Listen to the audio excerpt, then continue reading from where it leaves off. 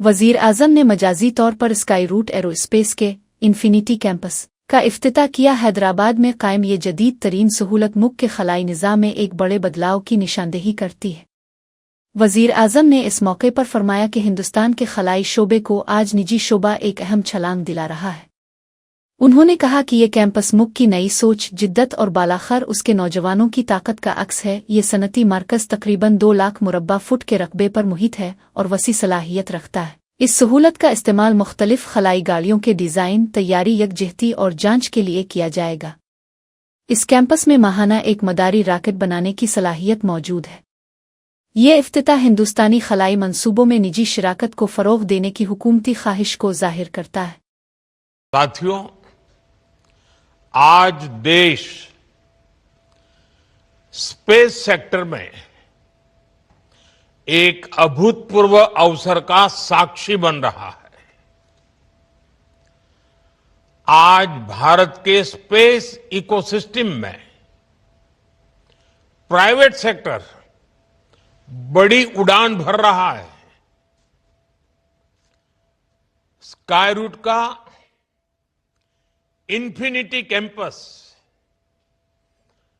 भारत की नई सोच, इनोवेशन और सबसे बड़ी बात यूथ पावर का प्रतिबिंब है। हमारी युवा शक्ति की इनोवेशन, रिस्क टेकिंग एबिलिटी और एंटरप्रेन्योरशिप आज नई बुलंदी छू रही है। और आज ये कार्यक्रम इस बात का प्रतिबिंब है कि आने वाले समय में Bharat global satellite launch ecosystem में एक लीडर बनकर उभरेगा। मैं पवन कुमार चंद्रा और नागा भर डाका को बहुत बहुत शुभकामनाएं देता हूं। आप दोनों नौजवान देश के अनेक यंग स्पेस एंटरप्रेन्योर्स उनिकुपली के रुकन पार्लिमान MP CM रमेश की वालिदा चुंतकिंटला रत्नमा का 83 साल की उम्र में तवील अलालत के बाइस इंतकाल हो गया। मरहुमा की मैयत पर खराज अकीदत पेश करने और गमज़दा खानदान से तज़ियत के लिए मुख्तलिफ रियासतों के सियासी रहनुमा पहुंचे। आंध्र प्रदेश के नायब स्पीकर रघु रामा कृष्णम राजू ने रत्नमा की मैयत पर फूलों की माला चढ़ाई। सिरीकालाहस्ती के रुकन असेंबली बुजाला सुधीर रेड्डी, चलकालुरीपीठ के रुकन असेंबली पर्तिपाटी प्लाराव और कमलापुरम के रुकन असेंबली चेतनिया रेड्डी ने भी तज़ियत का इजहार किया। कांग्रेस के सीनियर रहनुमा के VP रामाचंदर राव ने भी गमज़दा खानदान से मुलाकात की।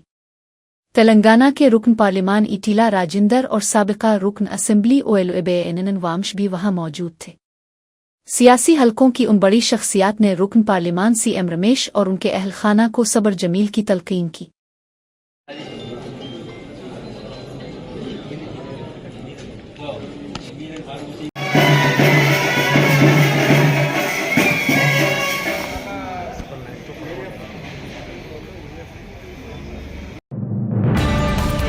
साबिक नायब सदर हिंदुस्तान जनाब वेंकैया नायडू ने मुल्क की सियासी जमातों की जांबस से मुफ्त फ़ायदे देने के रोये पर सख्त तनकीद की है। उन्होंने वाज़ेह किया कि अगरचे गरीब तबके को मुफ्त तालीम और मुफ्त सेहत की सहूलियात फराहम करना ज़रूरी है, लेकिन इससे आगे बढ़ना गलत है।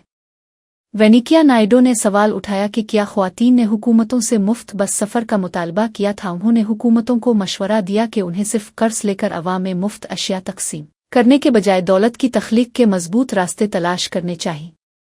उनके मुताबिक कर्ज पर इन्हिसार करना और मुफ्त स्कीमें फराहम करना मुल्क की मईशत के लिए मुनासिब और पायदार नहीं है। उनके ये तबसरे मुल्क में माली जिम्मेदारी के मामले पर होने वाली बड़ी बहस को मजीद तेज करेंगे। అందుకని ప్రభుత్వం ఏది ఎవరికి ఉచితంగా ఇవ్వకూడదని నా అభిప్రాయం. కొంతమంది కదా ఎంత ఫ్రీగా వస్తుంది రాజ్యం పోయింది పోయేది మీ ఆరోగ్యం. ఉదయం అది ఫ్రీగా తీసుకోవడం సాయంత్రం దాన్ని అక్కడ ఇచ్చి మనం పుచ్చుకోవడం జరుగుతుంది. నవ్వులాట కాదు, ఇవాళ భయంకరమైన సత్యం. అందుకని ప్రభుత్వాలు ఉచితాలు ఇప్పుడు ఉచితంగా ఏమి ఇవ్వాలా? పేదవాళ్ళకి చదువు ఉచితం చేయి, పేదవాళ్ళకి వైద్యం ఉచితంగా చేసి ఏం వెళ్ళాలి. ఒక సామెత ఉంది, teaching to catch A fish but don't give him fish అని. ఎవరికైనా చేపలు పట్టేది నేర్పించు, కానీ చేప మాత్రం ఉచితంగా ఇవ్వబోతుంది. ఎందుకంటే పట్టేది నేర్పకుండా చేప ఉచితంగా ఇస్తే మధ్యాహ్నం కొరమే ఉంచామనుకోండి, సాయంత్రం వచ్చి వెళ్ళాలంటారు. ఉచితంగా వస్తుంది వాళ్ళ గురించి. అందుకని ఉచితాలు అనుచితాలు ఏమాత్రం దేశానికి రాష్ట్రానికి మంచిది కాదు. ముఖ్యమంత్రి విషయం ఆలోచించాలా. ఆంధ్రప్రదేశ్ తెలంగాణ రాష్ట్రాలు రెండు రాష్ట్రాల్లో కూడా ఆర్థిక సమస్యలతో వాళ్ళకి తిరిగి ప్రభుత్వం వాడు చేసుకొచ్చింది. వీళ్ళు చంద్రబాబు నాయుడు గారు చేశారని అన్నో, లేకపోతే అక్కడ ఉన్న రేవంత్ రెడ్డి చేశారు. కానీ వాళ్ళ పరిస్థితి ఏంటుందో అప్పుడు.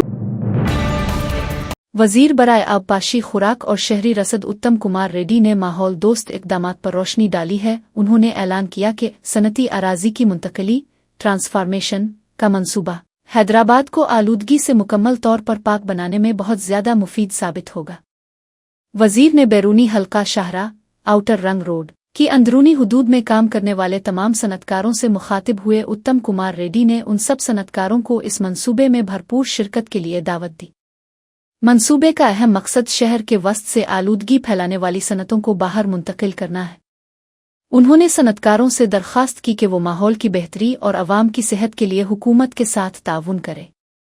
वजीर ने यकीन दहानी कराई कि हुकूमत मुंतकिली के अमल में हर किस्म की आसानी और मदद फराहम करेगी। మేము హైదరాబాద్ నగరంలో ఔటర్ రింగ్ రోడ్ లోపలున్న పారిశ్రామికవేత్తలను వాళ్ళని ఆహ్వానిస్తున్నాం. ఈ పాలసీ ఉపయోగించుకొని మీకు ఇది కొంత ఉపయోగపడుతుంది, ప్రభుత్వానికి ఉపయోగపడుతుంది. హైదరాబాద్ నగరాన్ని పొల్యూషన్ ఫ్రీ చేయడానికి it is a very good policy. నేను కూడా ఈ పాలసీ రూపొందించడంలో ఒక భాగస్వామిగా, నేను వ్యక్తిగతంగా ఒక హైదరాబాదీగా, ఒక మంత్రిగా ఈ పాలసీని సంపూర్ణంగా ఇది ఒక మంచి పాలసీగా నేను I'm giving my personal opinion also. అది 50% 30% ఎందుకు అంటే, ముందు 100% అంటే ఎవరైతే ఇండస్ట్రియలిస్ట్ ఇప్పుడు ఆ పొజిషన్ ఎంజాయ్ చేస్తున్నారో, నువ్వు 100% రేట్లో అతనికి ఏం ఇన్సెంటివ్, ఏం ఎంకరేజ్మెంట్ షిఫ్ట్ కావడానికి, అతన్ని ఎంకరేజ్ చేయడానికి 80 ఫీట్ రోడ్ ఉంటే నువ్వు ఇంత square feet multipurpose multi zone యూసేజ్గా ఉపయోగించుకోవచ్చు. ఎక్కువ స్క్వేర్ ఫీట్ వస్తుంది. 80 ఫీట్ కంటే తక్కువ అయితే తక్కువ స్క్వేర్ ఫీట్ వస్తుంది. కాబట్టి ఎస్ఆర్ఓలో 30% అని చెప్పడం జరిగింది. అసలు ఆ 9,900 ఎకరాలు ఎక్కడున్నాయి? అందులో ఆల్రెడీ డెవలప్డ్ ప్లాట్స్, రోడ్లు ఉన్నాయి, డెవలప్మెంట్ ఉంది, అంత ల్యాండు లేదు. అది ఏమీ కుంభకోణానికి, స్కామ్కి అవకాశమే లేదు. నేను ఒక సుదీర్ఘ కాలం वजीर बराए पसमानदा तबकात की फलाह बहबूद और नकलो हमल पूनम प्रभाकर ने इस बात की तस्दीक की है कि कांग्रेस जमात आज भी पसमानदा तबकात बैसी के लिए 42% तहफ़्फ़ुज़ात की फ्राहमी के लिए पुरज़्म है। उन्होंने जोर दिया कि तहफ़्फ़ुज़ात के मामले में आईनी और कानूनी तौर पर हर मुमकिन कोशिश की गई है। वज़ीर मौसूफ ने वाज़े किया कि हुकूमत की जिदोजहद जायज़ और कानून के दायरे में रही है। पूनम प्रभाकर ने इस मामले पर बाज़ सियासी जमातों के रद्द अमल को तनकीद का निशाना बनाया। उन्होंने इल्ज़ाम लगाया कि ये सियासी जमातें सिर्फ मगरमच्छ के आंसू बहा रही हैं और सच्चाई से कोई ताल्लुक नहीं रखती। उनके मुताबिक ये जमातें अपने सियासी वजूद को बरकरार रखने की खातिर गलत सियासी तनकीदें कर रही है। वजीर ने एक बार फिर इरादा किया कि कांग्रेस जमात पसमानदा तबकात के हुकूक के तहफ़्फ़ुज़ में मुस्तकिल और मुखलिस है। తెలంగాణ ప్రభుత్వము స్థానిక సంస్థల ఎన్నికలకు సంబంధించి గతంలో ఇచ్చిన మాట ప్రకారంగా 42% రిజర్వేషన్లకు పోతామనే మాట ఇప్పటికీ కట్టుబడి ఉన్నామనేటువంటి మాటని సందర్భంగా మనవి చేస్తా ఉన్నాను. వాస్తవంగా తెలంగాణ ప్రభుత్వం పక్షాన కుల సర్వే నిర్వహించి దానికి సంబంధించిన అంశాలన్నింటినీ కూడా మంత్రివర్గ ఉపసంఘం ద్వారా రివ్యూ చేసి తదనంతరం కేబినెట్ లో పెట్టి కేబినెట్ నుండి శాసనసభలో చర్చకు ఉంచి చర్చలో అన్ని పార్టీల అంగీకారంతో ఏకగ్రీవ తీర్మానం చేసుకొని గవర్నర్ గారి ద్వారా రాష్ట్రపతి గారికి పంపినటువంటి అంశాలన్నీ కూడా తెలంగాణ సమాజానికి అందరికీ తెలుసు, బహిరంగ రహస్యం. ఇక్కడ కొన్ని రాజకీయ పార్టీలు బలహీన వర్గాల మీద మొసలికా నీరు కారుస్తూ తమ ఉనికి కోల్పోతుందనేటువంటి ఆలోచనతోటి అవకాశం తీసుకొని ఈరోజు రాజకీయపరమైన విమర్శలు చేస్తా ఉన్నారు. बीआरएस के कारगुजार सदर के टीआर ने जमात की तंजीमी तश्कील के लिए एक जामे मंसूबा पेश किया है। उन्होंने तमाम कारकुनों को हिदायत दी कि सरपंच के इंतखाबात मुकम्मल होने के फौरन बाद तंजीमी अमल शुरू करें। मंसूबे के तहत सबसे पहले बड़े पैमाने पर रुकनियत साजी का प्रोग्राम चलाया जाएगा। इसके बाद इस रुकनियत की बुनियाद पर पार्टी का नया और मजबूत तंजीमी ढांचा कायम किया जाएगा कि टीआर ने वाज़ेह किया कि नई कमेटियां पोलिंग मरकज, बूथ और गांव की सतह से शुरू की जाएंगी। उन कमेटियों की तश्कील को इलाकाई जोन, मंडल और हल्का इंतखाब तक बढ़ाया जाएगा। बिलाखिर जिला की सतह पर भी नए इंतजामी इज्तिमाआत कायम किए जाएंगे। ये अक़दाम बीआरएस की ज़मीनी सतह पर अपनी जुड़ें दोबारा मजबूत करने की ख्वाहिश को जाहिर करता है। ఇంకా చాలా మార్పులు చేర్పులు ఉంటాయి। సర్పంచ్ ఎలక్షన్లు అయిపోగానే మనం కూడా వెంటనే మెంబర్షిప్ కార్యక్రమం పెట్టుకుందాం, సంస్థాగత నిర్మాణం చేసుకుందాం, క్యాడర్ను బ్రహ్మాండంగా తయారు చేసుకుందాం। ప్రతి ఊళ్ళ కమిటీలు, బూత్ కమిటీలు కానీ, గ్రామ కమిటీలు కానీ, మండల కమిటీలు కానీ, నియోజకవర్గ కమిటీలు కానీ, జిల్లా కమిటీలు కానీ వేసుకుందాం। వచ్చే సంవత్సరంలో మనకు ప్రతి జిల్లాలో ఆ పార్టీ ఆఫీస్ ఉన్నది। మీ నార్కర్నూలు జిల్లాలో ఉన్నది, రంగారెడ్డి జిల్లాలో పార్టీ ఆఫీస్ ఉన్నది। ఎక్కడికక్కడ జిల్లాల్లో శిక్షణ కార్యక్రమాలు పెట్టుకుందాం। అన్ని విషయాలు మీకు తెలవాలి। రేవంత్ రెడ్డి చేస్తున్న మోసం మీకు తెలిస్తేనే ప్రజలకు తెలుస్తుంది। साबिक वजीर और रुकन असेंबली तिलसान सिरी निवास यादव ने पार्टी की तंजीमी सरगर्मियों के हवाले से एक बड़ा बयान जारी किया है। उन्होंने कहा कि रियासत में मकामी इदारा जात के इंतखाबात की तकमील के फौरन बाद पार्टी तंजीम की मजबूती के लिए इक़दामात शुरू करेगी। तिलसान यादव के मुताबिक इंतखाबात खत्म होने के बाद सबसे पहला काम रुकनियत साजी की वसी मुहिम चिल्लाना होगा। इसके साथ ही जमात की कारकर्दगी को बेहतर बनाने के लिए मुख्तलिफ कमेटियों की तश्कील का अमल भी तेजी से शुरू किया जाएगा। उन कमेटियों का मकसद मकामी सतह पर सियासी और तंजीमी काम को तेज करना होगा। उन्होंने वाज़ेह किया कि पार्टी मुस्तकबिल के चैलेंजों के लिए खुद को मुकम्मल तौर पर तैयार कर रही है। रहनुमाओं को हिदायत दी गई है कि वो इंतखाबात के बाद उन दो अहम अहदाफ पर पूरी तवज्जो मरकूज रखें।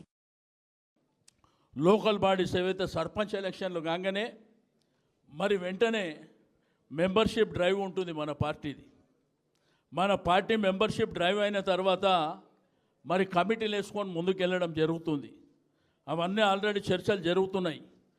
ఇంతకుముందులాగా ఒక్కరినో ఇద్దరినో వేసి వదిలిపెట్టం। ఈసారి ఫుల్ ప్లేజ్డ్గా కమిటీ అంతా ఉంటుంది। అధ్యక్షుడు ఉంటాడు, అధ్యక్షుని తర్వాత కమిటీలు ఉంటాయి, ఆ తర్వాత అనుబంధ సంస్థలు, మహిళా కమిటీ కానీ, యువత కమిటీ కానీ, విద్యార్థి కానీ, మరి అదేవిధంగా కార్మిక విభాగం కానీ, బీసీ విభాగం కానీ, ఇట్లా అన్ని కమిటీలు కూడా మరి రాబో జనవరిలో, ఫిబ్రవరిలో ఆ కార్యక్రమాలు ఉంటాయి। ఈసారి తప్పకుండా మరి ఎవరైతే పార్టీ కోసం కష్టపడుతున్నారో వాళ్ళకే ప్రయారిటీ ఇచ్చి వాళ్ళనే అందలం ఎక్కించాలి, వాళ్ళతోనే పార్టీని ముందుకు తీసుకువెళ్ళాలనేటువంటి ఆలోచన పార్టీకి ఉన్నదని చెప్పి నేను ఈ సందర్భంగా తెలియజేస్తూ ఉన్నాను।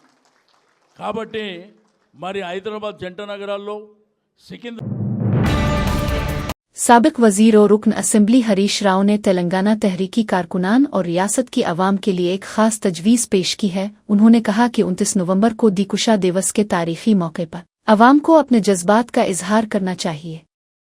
हरीश राव ने मुतालबा किया कि तेलंगाना तहरीक की यादगार तस्वीर को सामने लाया जाए। उन तस्वीर को औमे तहरीक में मेरा किरदार के उन्वान के साथ समाजी इबलाग के ज़राए पर जारी करने की तलकीन की गई। इस तरह हमारी रियासत की तश्कील के लिए की गई जिदोजहद को दोबारा उजागर किया जा सकेगा। उन्होंने तमाम अवाम को इस मुहिम में भरपूर तरीके से हिस्सा लेने के लिए हौसला अफजाई की है। ये अक़दाम तहरीक के जज्बे और कुर्बानियों को याद रखने के लिए एक अहम सियासी कोशिश है। కాకుండా ఇంకొక ప్రతిపాదన కూడా మీ ముందు పెడుతున్నది। రాష్ట్ర వ్యాప్తంగా నా ప్రతిపాదన ఉద్యమంలో నేను, మీరందరూ మీ ఫోన్లలో దాచుకున్నారు, భద్రంగా దాచుకున్నారు। ఉద్యమంలో నేను అని ఒక సోషల్ మీడియా పోస్ట్ చేయండి। ఎప్పుడు చేయండి? డిసెంబర్ 29 నాడు, దీక్షా దివస్ నాడు పొద్దున్నే, నవంబర్ 29 పొద్దున్నే, దీక్షా దివస్ రోజు నవంబర్ 29 పొద్దున్నే ఉద్యమంలో నేను అని మీ ఉద్యమ జ్ఞాపకాలను పోస్ట్ చేయండి। ఒక మంచి ఫోటో కానీ, ఉద్యమంలో మీ భాగస్వామ్యం ఉంటుంది కదా, ఓ రోజు రాస్తా రోకో చేసి ఉంటారు, నిరాహార దీక్ష చేసి ఉంటారు, అరెస్ట్ అయ్యి ఉంటారు, పోలీసుల చేత పోరాటం చేసి ఉంటారు। మనం ఎన్నో పోరాటాలు చేసినాం ఉద్యమంలో। మీ ఫోటోలు ఉంటాయి, మీ జ్ఞాపకాలు ఉంటాయి, మీ వీడియోస్ ఉంటాయి. సో ఉద్యమంలో నేను అని ప్రతి ఉద్యమకారుడు ట్విట్టర్లో కానీ, ఫేస్బుక్లో కానీ, ఇన్స్టాగ్రామ్లో కానీ, వేరియస్ సోషల్ మీడియాస్లో తప్పకుండా మీరు పోస్ట్ చేయాలని చెప్పి నేను ఈ సందర్భంగా పిలుపునిస్తా ఉన్నా. నవంబర్ 29 నుంచి డిసెంబర్ 9 దాకా పోస్ట్ చేయండి. రోజొక్కటి చేయొచ్చు.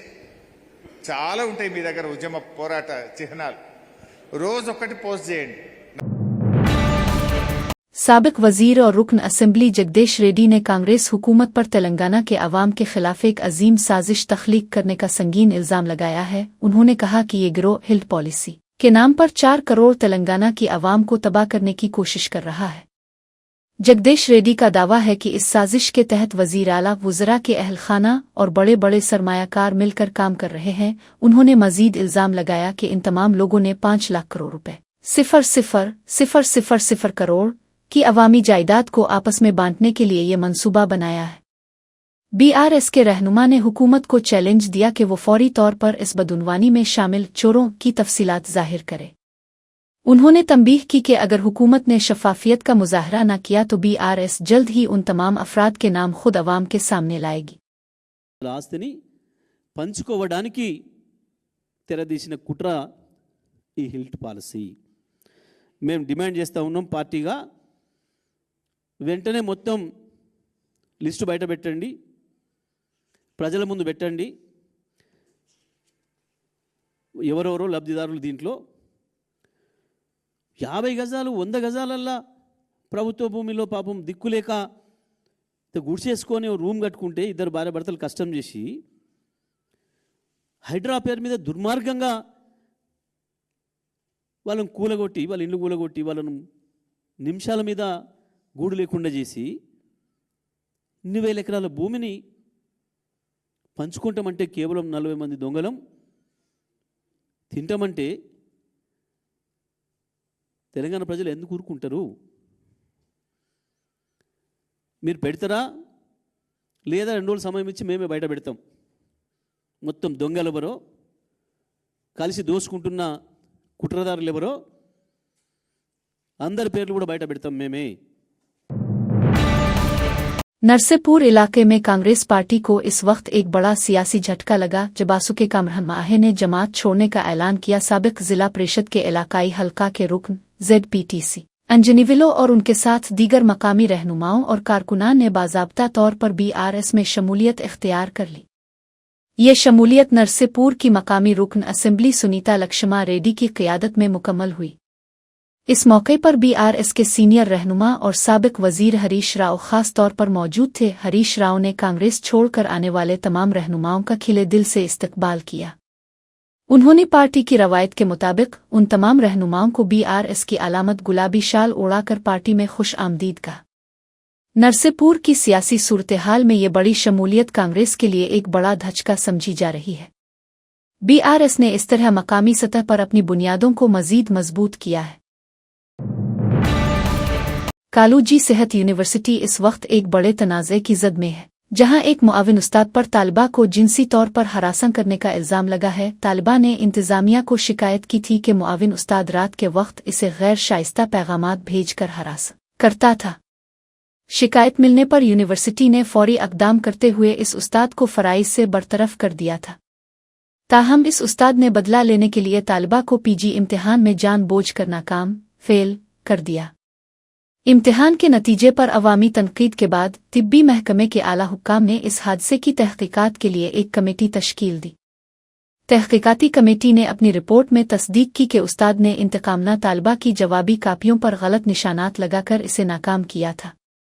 तालिबा की दरख्वास्त पर यूनिवर्सिटी ने खुसूसी हालात में उसके जवाबी कागजात की दोबारा जांच की। दोबारा जांच के बाद इस तालिबा को इम्तिहान में पास करार दे दिया गया।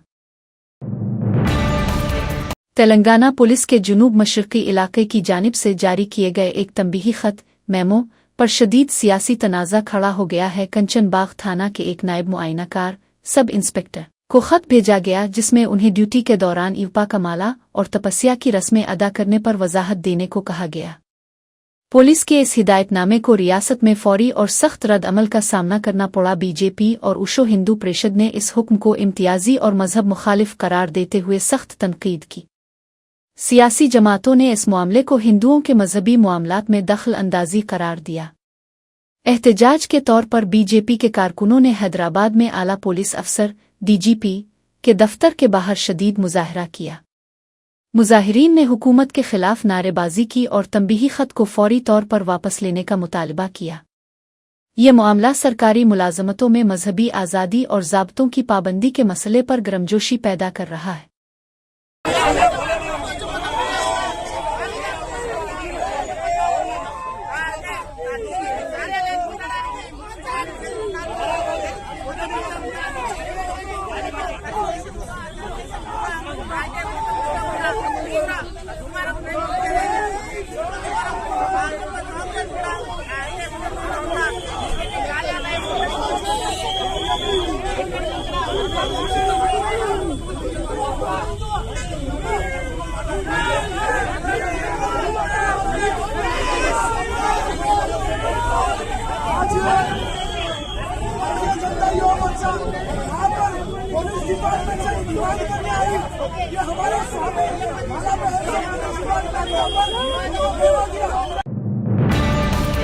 शहर की कोकटपली इलाके में आज गैर कानूनी तमीरात को गिराने के अमल के दौरान शदीद तनाव देखा गया। ये मिसमारी की कार्रवाई नीलाचीरो तालाब के करीबी इलाकों में की जा रही थी।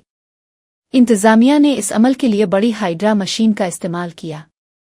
ताहम प्रकाश नगर के मकामी रिहायशियों ने अचानक मौके पर पहुंचकर कार्रवाई में शदीद मुजाहमत की। रिहायशियों ने ये इल्जाम लगाया कि इंतजामिया उनके घरों को गैर मुनसिफाना तौर पर गिराने की कोशिश कर रही है। मिसमारी करने वाले अमला और मुजाहमत करने वाले रिहायशियों के दरमियान सख्त ज़बानी तकरार हुई। रिहायशियों की मुजाहमत के बाइस तखरीबकारी का अमल कुछ देर के लिए रुक गया। सूरतहाल को काबू में लाने और झगड़े को ख़त्म करने के लिए अतापुर पुलिस मौके पर पहुंच गई। इंतजामिया ने वाज़े किया है कि तालाब के करीबी कब्जा की गई जगहों को आज़ाद कराने की ये कार्रवाई जारी रहेगी।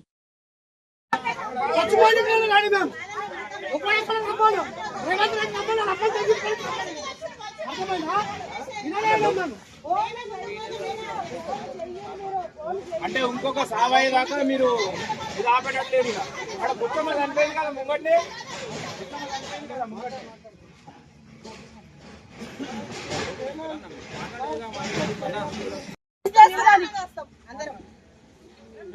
దొంగ పడతా ఉన్నాడు.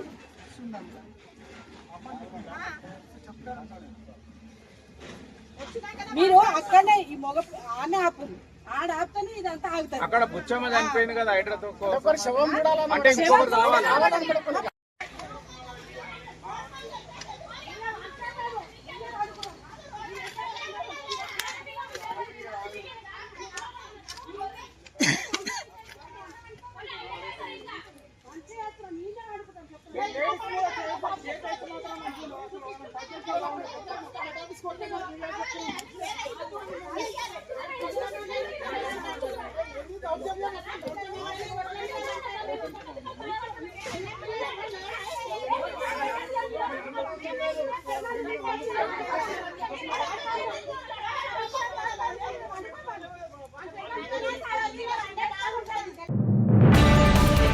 हैदराबाद के अमीरपेट इलाके में आज एक खौफनाक वाकया पेश आया जब अलिफाकिम कांक्यांद्रू बड़ा धमाका हुआ। यह धमाका चलती हुई कपड़े धोने की मशीन के फटने से हुआ। मशीन में फटने के बाद जोरदार आवाज आई और वो टुकड़े टुकड़े होकर हर तरफ बखर गई। खुशकिस्मती से धमाके के वक्त कोई भी फर्द मशीन के करीब मौजूद नहीं था। इस बड़े इत्तेफाक की वजह से एक बड़ा जानी हादसा होते होते टल गया और खानदान बाल बाल बच गया। अगर इस वक्त वहां कोई शख्स मौजूद होता तो ये एक संगीन हादसे की सूरत इख्तियार कर सकता था। इस गैर मुतवक्के और पुरतशद्दुद वाक़ये ने मकान में रहने वाले खानदान को शदीद सदमे की कैफियत में मुब्तला कर दिया। पुलिस ने वाक़ये का इंदराज कर लिया है और मशीन में धमाके की वजह की जांच की जा रही है। వాషింగ్ మిషన్ టాప్ మొత్తం ఇలా లేచిపోయింది, అసలు విరిగిపోయి ఇలా మొత్తం చూడండి, ఇలాగా ఈ లోపల టాప్ ఇలా అంతా పేలిపోయినట్టుగా అయిపోయింది. మొత్తం బట్టలన్నీ ఇరుక్కుపోయాయి.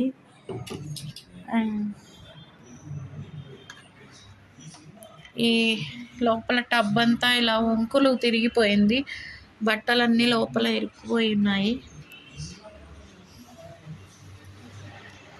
అండ్ దీని లోపల పార్ట్ ఈ battery I think battery or water filter maybe. ఇది చాలా బరువు ఉంది, మేబీ 1 టన్ బరువు ఉంటుంది. అంత బరువు. ఇది సీలింగ్కి తగిలి పడింది కింద. ఇలా మొత్తం పార్ట్స్ అన్నీ బాల్కనీ నిండా చల్లా చెదరగా పడిపోయాయి. చాలా భయం వేసింది. పెద్ద ప్రమాదం నుంచి మేము సేఫ్గా బయటపడ్డాము. ఇలా ఇంత దారుణంగా ఇలా అవుతుందని అసలు అనుకోలేదు. ఎప్పుడు ఇలా జరుగుతుందని కూడా ఎక్కడా వినలేదు అసలు. अतापुर थाना की हुदूद में पुलिस ने सफाई के कवानीन की खिलाफ वर्जी करने वाला गाड़ को तेहुल में ले लिया। इस गाड़ी में बड़े पैमाने पर मुर्गी के फुजलात कचरा को नाजायज तरीके से लादा जा रहा था।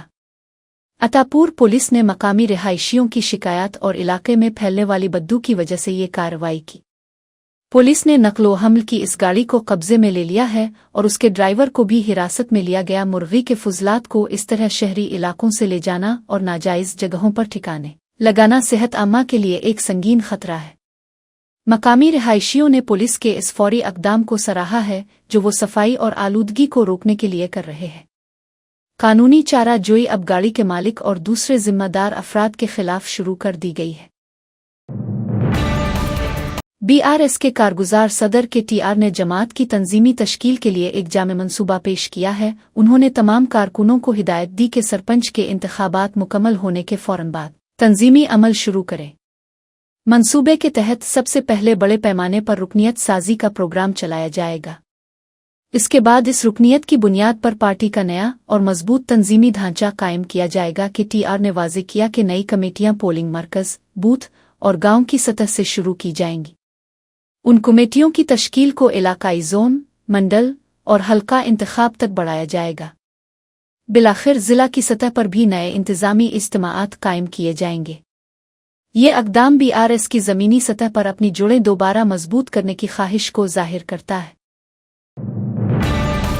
तेलंगाना के महबूब नगर इलाके में बुध 26 नवंबर को कौमी शाहराह नंबर 167 पर नवादा मंडल की हदूद में एक खौफनाक हादसा हुआ। एथनॉल से भरा हुआ एक टानुक्कर दूसरी लारी ट्रक से टकरा गया, जिसके नतीजे में फौरी तौर पर आग भड़क उठी। टानुक्कर के ड्राइवर को भागने का मौका नहीं मिला और वो इस शदीद आग में जिंदा जल गया। हादसे में शामिल दूसरी लारी के ड्राइवर को मकामी रिहायशियों ने बरवक्त मदद फराहम करते हुए बचाया। इत्तला मिलने पर आग बुझाने वाला अमला फौरी तौर पर 3 आतिशमन गाड़ियों के साथ मौका पर पहुंचा। अमला को एथनॉल की वजह से लगी आग पर काबू पाने के लिए तकरीबन 3 घंटे तक मशक्कत करनी पड़ी। पुलिस ने इस अलमनाक वाक़ये का इंदराज किया है और हादसे की असल वजूहात मालूम करने के लिए छानबीन शुरू कर दी है। वकाराबाद जिला में एक अफसोसनाक वाक़या पेश आया, जहां शौहर के मुसलसल हरासा करने पर नौबियाहता खातून ने खुदकुशी कर ली। शिरीषा उम्र 21 साल की शादी माली मोनी गोडेम के रहने वाले शिवलिंगम से हुई थी। शादी के बाद ही शौहर ने शिरीषा को खाना अच्छा न बनाने और कम तालीम याफ्ता होने की बुनियाद पर तंग करना शुरू कर दिया। शौहर की ज्यादतियों से तंग आकर इसने आखिरकार अपनी बीवी को इसके वालिदैन के घर मैके छोड़ दिया। मैके पहुंचने के अगले दिन जब शौहर ने फोन किया तो इसने बीवी को सख्त अल्फाज में धमकी दी और कहा कि अब तुम मेरे किसी काम की नहीं, वहीं मर जाओ। शौहर के इस शदीद ज़हनी तशद्दुद के नतीजे में शिरीषा गहरे सदमे का शिकार हुई।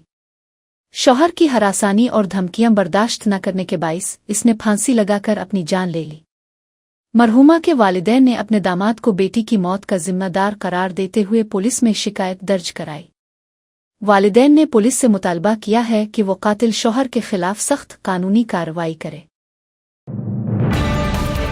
आज बोगटला जिला में कौमी शाहराह पर एक सख्त हादसा होते होते टल गया, जिसमें जानी नुकसान से बच हो गया। ये वाकया कोपरापाट के करीब पेश आया, जब एक तेज रफ्तार मालबरदार गाड़ी लारी ड्राइवर के काबू से बाहर हो गई।